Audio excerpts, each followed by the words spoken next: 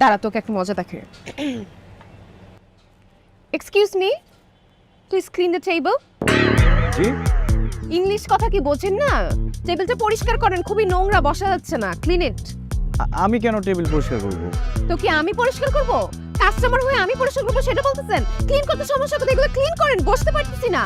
Madam দেখুন, আমি আসলে আপনি রেস্টুরেন্টে যা খুশি তা হন, সেটা আমার কোনো আসে যায় না। আপনাকে ক্লিন করতে বলছি, ক্লিন করেন। এগুলো ক্লিন করেন, এগুলো সরান, বিরক্ত লাগতেছে। কি দাঁড়ায় আছেন কেন? ক্লিন করেন।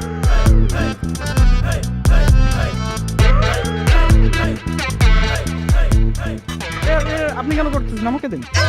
কেন উনি করলে সমস্যা কি? না না ম্যাডাম, উনি তো আমাদের রেস্টুরেন্টের কাস্টমার। তো উনি কাস্টমার, সেটা উনি বলবেন আমাকে? আপনি তো কোনো কিছু বলার সুযোগই দেন না, নিজের মতো করে সবকিছু ভেবে নেন। এই, কি বলতে চাইতেছেন আপনি? মুখে মুখে কথা বলতেছেন কি? ম্যানারিজম বাসা থেকে কোনো কিছু শিখে আসেন নাই? আপনাকে নতুন করে শিখাইতে হবে? ক্লিনই তো করতে বলছি।